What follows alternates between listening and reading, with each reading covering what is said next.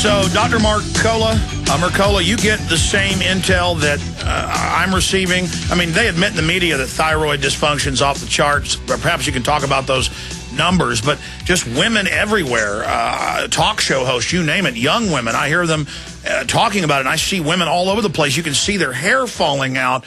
I mean, how much more obvious does this poisoned environment have to get? Please continue breaking that down. Well, the bulk of the people that experience this are women. My guess is it's certainly the majority of women, but perhaps 75, 80% of women have some challenge with it. And if your listeners are interested in finding out if they have a problem, you can certainly go online, our website, or Google it and find out what the symptoms are. But there's a blood test you can take. It's called TSH, which is short for thyroid-stimulating hormone. And, of course, the normal conventional lab test normal ranges are off. But if your number comes back below 1.5, then it's okay. If it's above 1.5, it'll be most likely you have a problem. But you'll be told that you're okay if it's below 5. So there's this range where almost all the conventional doctors are misunderstanding and misinterpreting the results. So it's far more common than traditionally believed. So what do? Get off these things that have the fluorines and fluorides in it. Stop using the non-stick. Stop drinking out of the bisphenol-a. Stop drinking the fluoridated water. Stop bathing in it. I mean, are there ways to heal? No fluoride toothpaste, and the flour. You can't have brominated flour. That's definitely so no white flour, no bleached flour. Right, it'll say brominated on it.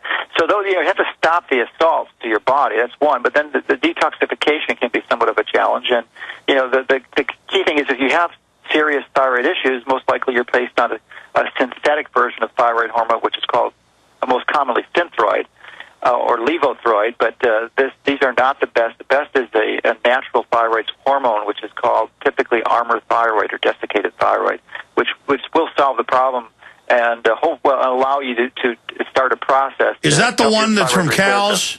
Yes, it's typically from cows, right? Or pigs. I think it's from pigs. It's porcine. It's from pigs. The most common one's from pigs, yeah.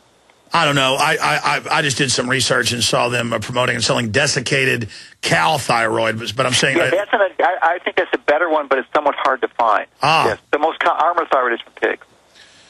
And I guess you go to a doctor or a clinic, and then they test your blood? Those are prescription. Yeah, most of the time you're going to get the test through a licensed healthcare professional, and those specific supplements do have to be prescription, at least in the United States. Of course, you can be creative and go online and purchase these things overseas without a prescription. And then the women start to see their hair come back from the research I've looked at. But you notice when you search these terms, you mainly find people that want to do hair restoration or they want to sell you minoxidil. They don't want to tell you, it's just like mainline medical science. They want to treat the illness instead of, or treat the symptoms instead of actually treating the underlying cause, correct? That tends to be the common pattern, yes.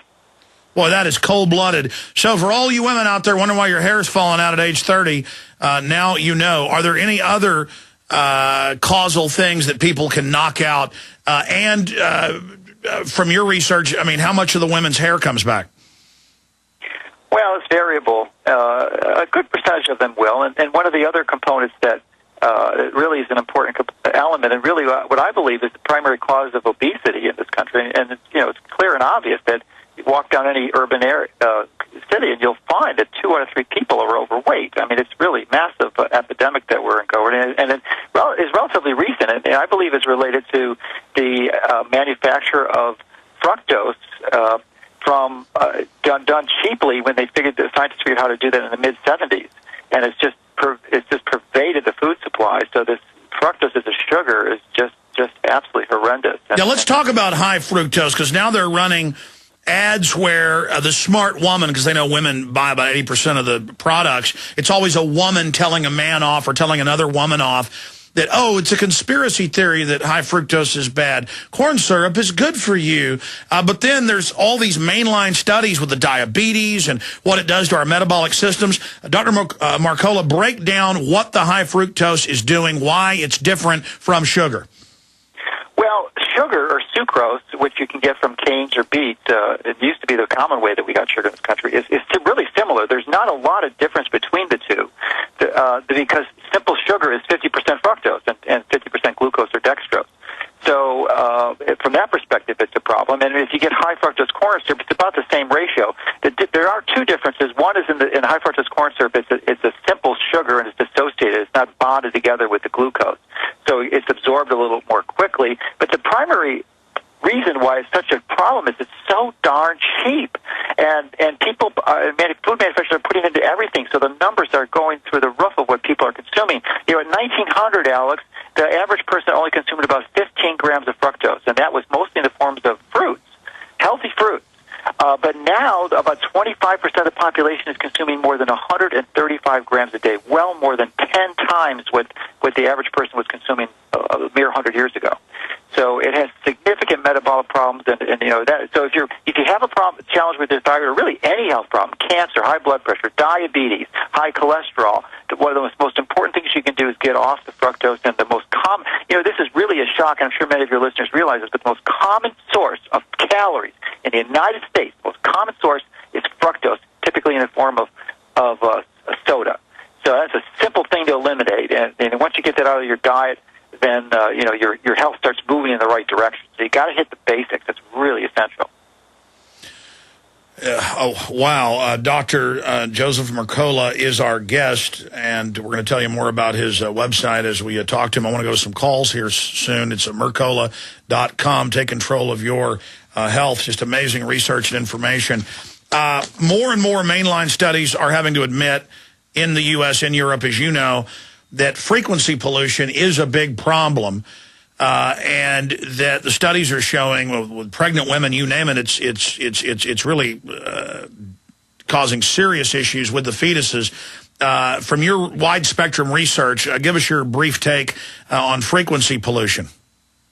Well, these are definitely a challenge because we're going to explosion. Most people don't realize that cell phones are a relatively recent innovation. Before 25 years ago, they didn't exist anywhere in the world. And, I think it was in the mid-'90s or late '90s, we had 1 billion cell phones, and then we're up to 4 billion now. So this is a relatively recent exposure to this radiation. And just like smoking, I think that's really the most powerful and simple analogy. These exposures don't cause a problem acutely. In other words, it takes time to have this exposure before you're going to notice the difference. You don't get lung cancer after smoking one pack of cigarettes. It takes many years, if not decades, to have that exposure before you have a problem and a complication. So similarly, exposure to these cell phones, it's going to take 5, 10, 20, 30 years before you're going to see an increase in the consequences and the health problems. And the primary ones are going to be brain cancers. And we've already seen this today, but it's going to be exploding. It's going to be just like lung cancer exploded. We're going to see an explosion in brain cancers because of the use of these cell phone devices. Well, it's being reported, again, like AP, Reuters, you name it, that they're already seeing that. Mm-hmm. And then you'll see the cell phone makers come out and say, well, we don't completely agree with that, and it's not conclusive. It sounds just like the cigarette makers, even a decade ago, saying, we didn't know this caused cancer. We're not even saying it does cause cancer. And you go back 50 years ago, they said, they had doctors on TV in lab coats going, having a sore throat? Smoke an extra merit. Sure. And the telecommunications industry is a far bigger and more powerful industry than the tobacco industry. There's no comparison. I think it may be one order of magnitude larger. So they have a lot more income and power to play with and manipulate the perception. What are some of the, there's so many things to talk about. What are some of the other things that are on your radar?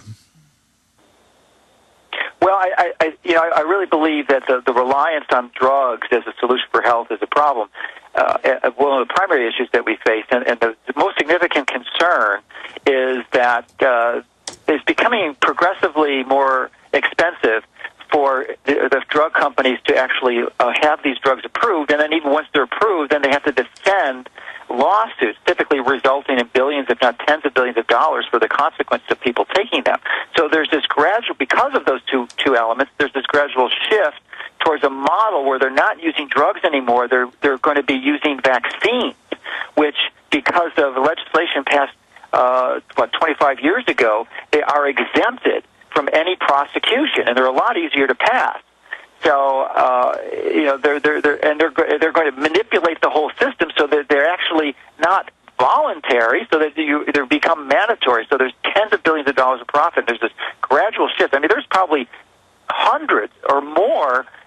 ones that are in the pipeline right now for targeting for our population, and that's definitely a concern. I just learned something new. I mean, I know about all the new classes of vaccines that cure depression, and that's in quotes, or smoking, or cocaine, or anger, or vaccines that make you calm and not have anxiety anymore. And I go read the different patents. Most of them are literally genetically engineered viruses, or the equivalent of nanotech, that go in and destroy the neurons so that you can't even receive those different chemicals in your brain. I mean, this is the equivalent of a viral lobotomy. They have other types that create plaques, other types that then attack hormones. And I want you to speak to this, but I had never put two and two together. That's why they admit they're moving almost exclusively to vaccines, because that'll be the new delivery system via manipulation of your body, of pharmakeia, and they've got this body of law with the Vaccine Damage Fund and the national security angle. That is nightmarish. So what specifically can you say about them coming out and saying, look, we got a vaccine that will cure you being upset, but then it blocks your endorphins? I mean, this is scary. Well, it's this immunity from prosecution that's the most concern, because they can really sell these things. And in the case of last year of the swine flu, which I think is, our site's been around for 12 years, but I think our most significant contribution is really being a primary catalyst for educating consumers that the vaccine was nonsense. And as a result of that, 70% of the U.S. public chose not to get the vaccine, despite the president coming out. And you were vindicated, because everything you and many others talked about came out to be absolutely right and more. Sure. The right is, it's so easy to predict these things, Alice. I mean, especially with the flus, because all we have to do is look at Australia, which is literally 6 months ahead of us. And you look at their experience, and we're going to exactly replicate it. This is no mystery. This is not rocket science. That's right. They had deaths. They had massive brain damage, all neurological. And they didn't have the epidemics that they were projecting. So, I mean, you can predict these things 6 months in advance with virtually 100% accuracy. But they don't want you to understand that. So it's pretty simple stuff once you understand the basics. Correct me if I'm wrong. Almost all flus start in the other hemisphere, or in Asia, and so we really should always know what type of flu is coming around the bend, and any type of. And the flu or any infectious disease, for the most part, is not something to be distressed about, because if you're following healthy lifestyles, and if you go to my site, just on the homepage, we've got a whole 40-page report on how you can, there's no charge for how you can optimize your lifestyles based on beginner, intermediate, or advanced models. And one of the most important things you can do is optimize your vitamin D levels. We touched on it earlier, but, I mean, if your vitamin D levels are normal or optimal, over 50 nanograms per milliliter, you're going to be resistant to the vast majority of infectious disease. And if you're cutting out the sugar, and you're exercising, you're sleeping well, drinking clean water, staying away from toxins, it's virtually impossible to get sick. I mean, just don't get sick. So you don't forget about the vaccines. You don't have to worry about even any downtime, any coughs, colds, or flus when winter comes. And I can't tell you, it's just almost universal, the responses that we get from people who adopt these strategies and change their lifestyle, and they can experience this, relief from these infectious diseases. But then going back to what happened last year, as you know, but I'd like you to speak to this, Dr. Mercola, they did Canadian studies and others that showed if you took the H1N1 vaccine, it lowered your immunity by 50% to the regular seasonal. Yeah.